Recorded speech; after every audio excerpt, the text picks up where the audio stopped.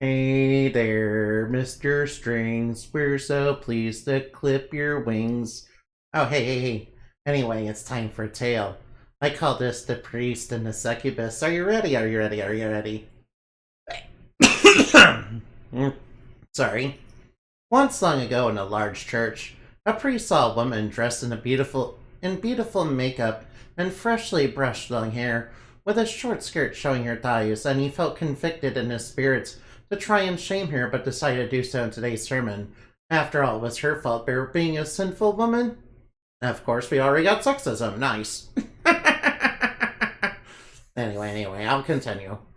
He spoke of immodesty and how it was tempting people to sin, and that a real godly woman should be modest before the Lord, and said it was caused by and said it was caused by a demonic attack, by an entity serving the dark Lord, no dark serving the dark Jezebel spirits, which was known as a succubus, and he needed to remove the influence of its evil from the church and its people.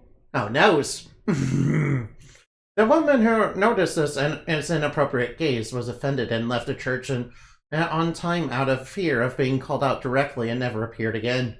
The priest thought he had done a good job, especially as the amens came in and the collection plate became full.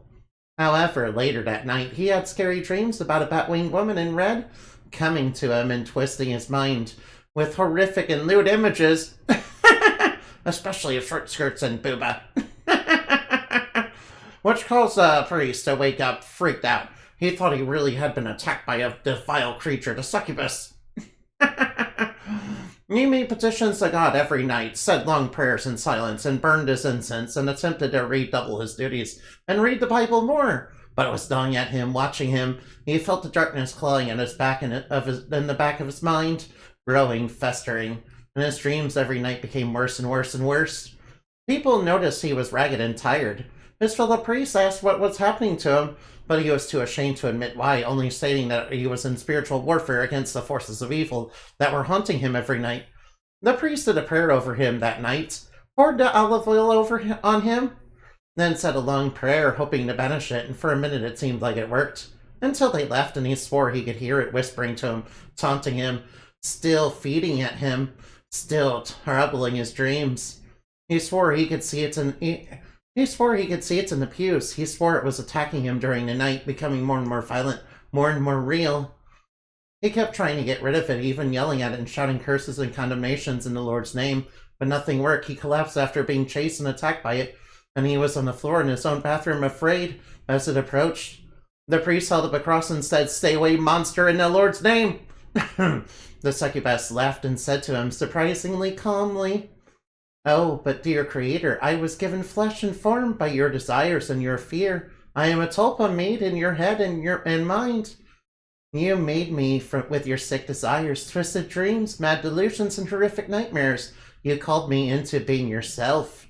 The priest shouted and reached for the holy water. "You're lying, vile, unclean spirit!"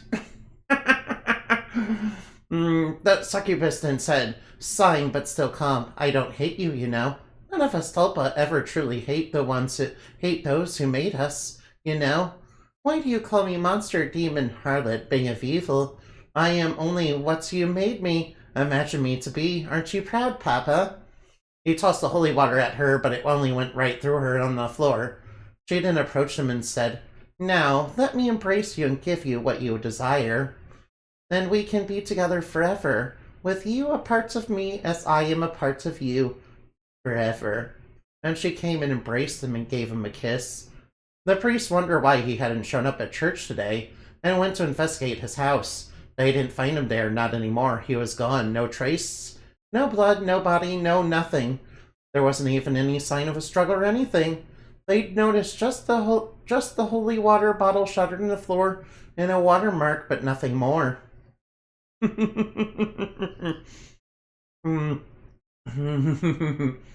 You see, back long ago, little priest, made up the succubus to deflect from their own desires. You see. So I know. So in a way, it really is just a tulpa, made up by them. Oh yeah, sorry about the amount of getting frozen there.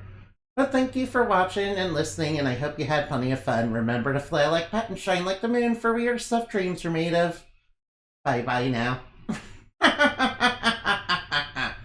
And don't forget to like and subscribe. By liking and subscribing, you're giving me your name. But you know legally belongs to me now. Goodbye.